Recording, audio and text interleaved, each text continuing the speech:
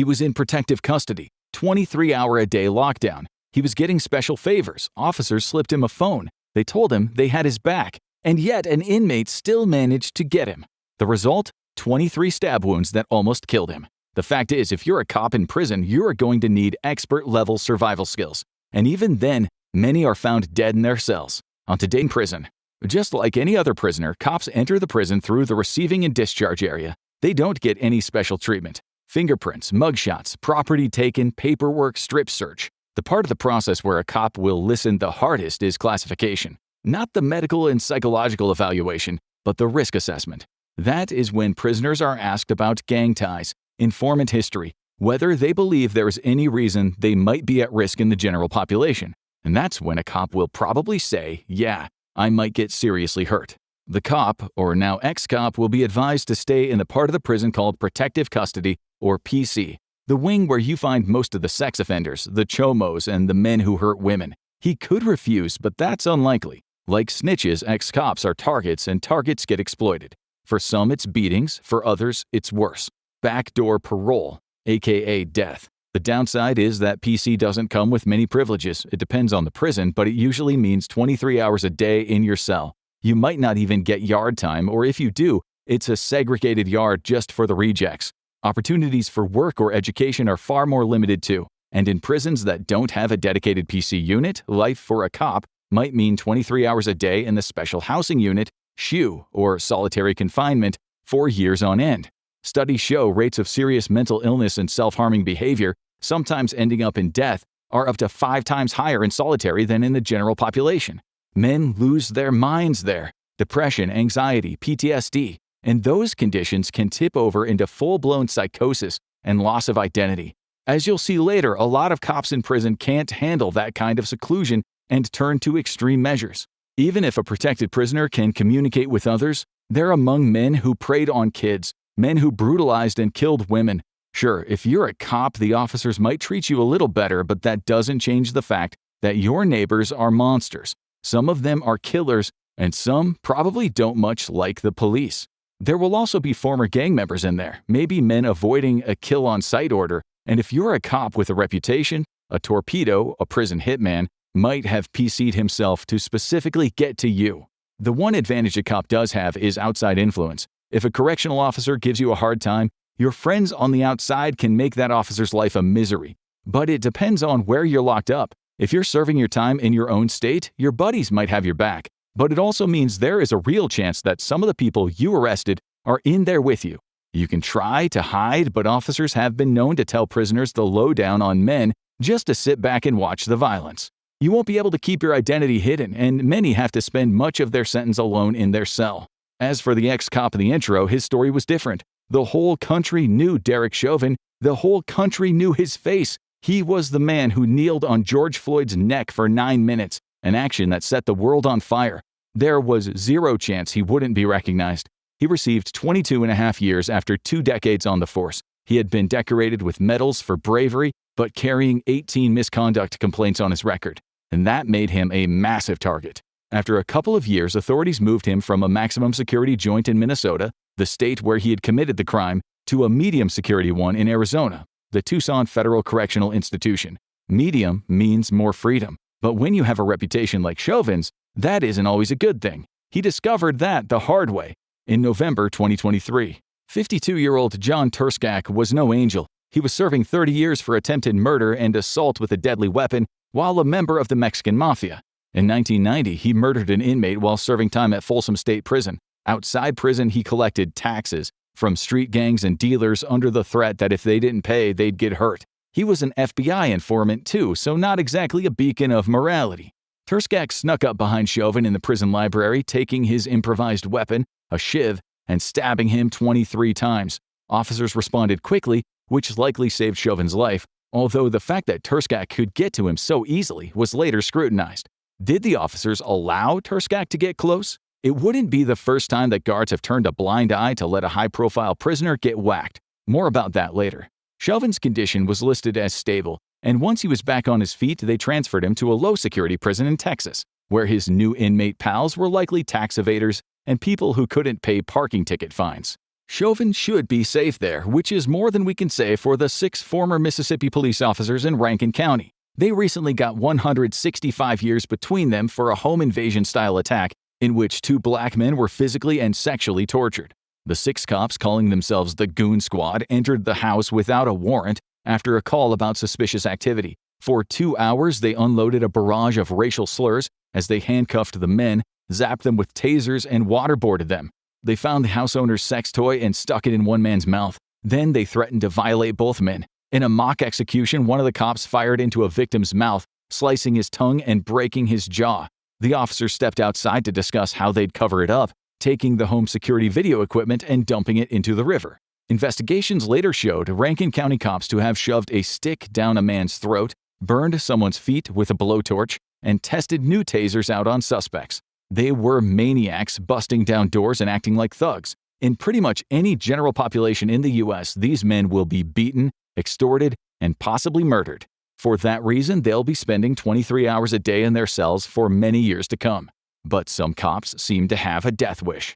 In 2001, ex-LAPD officer David Mack was serving time in a federal prison in Illinois when he was jogging in the main yard. He was probably thinking that his 14-year stretch for bank robbery was going smoothly.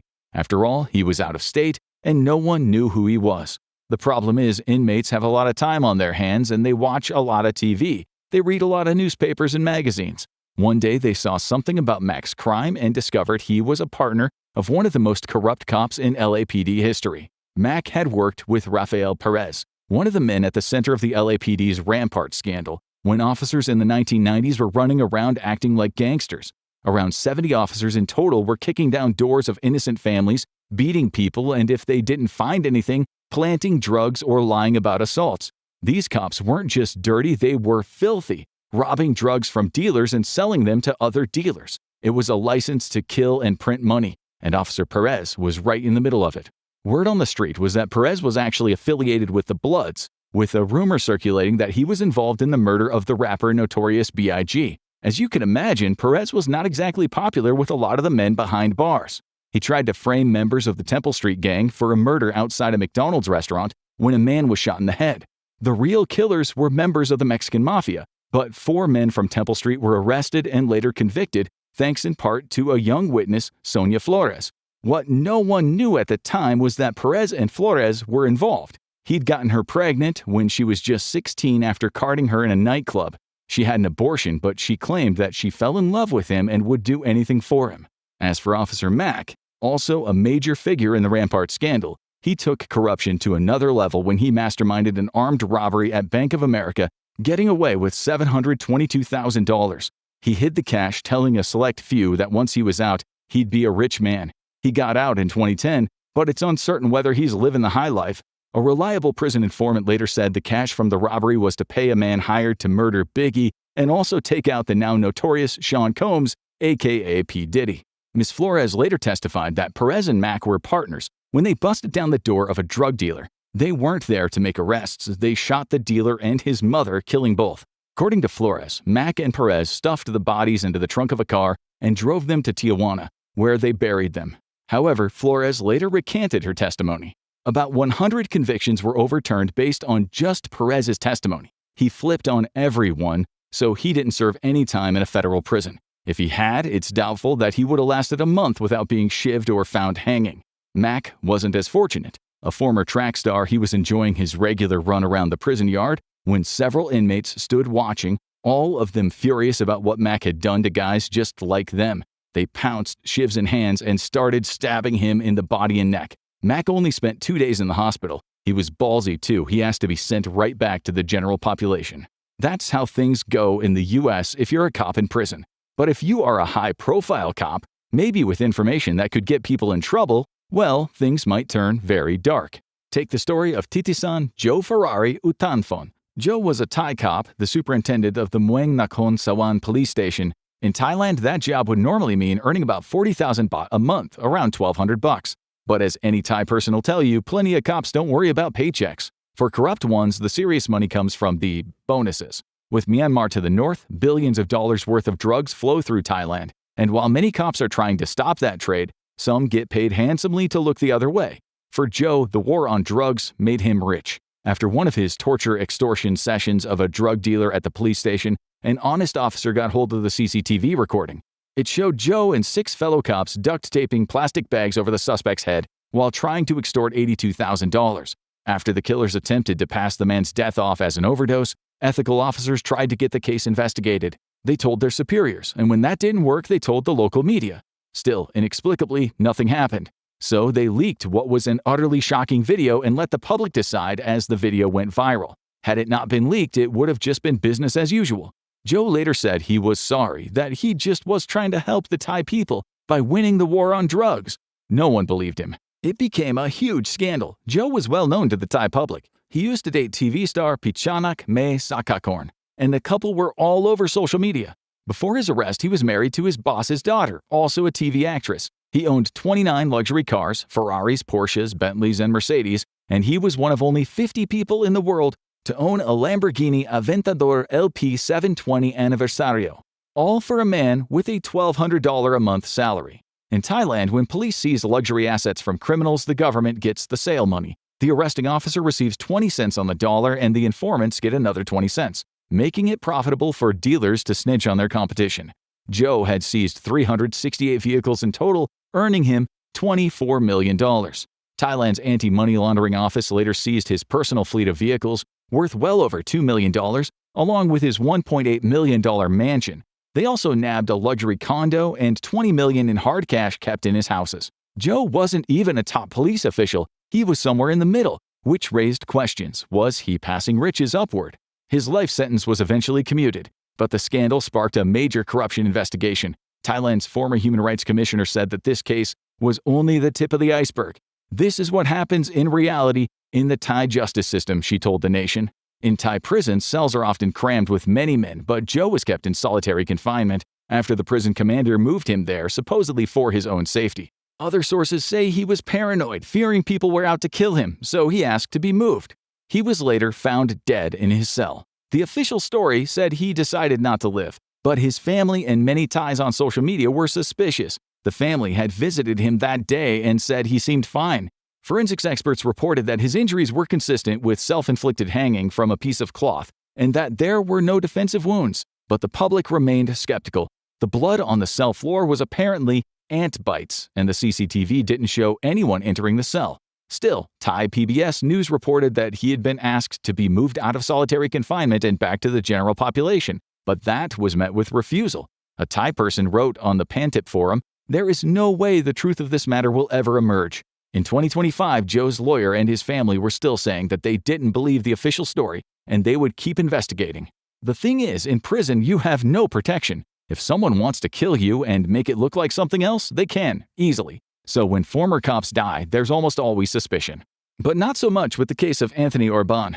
This former Marine and police officer was on a night out in 2010 when, in a parking lot, he pulled his firearm and abducted a young waitress in her own car. They drove across town and did horrific things to her, letting her go only once the assault was over.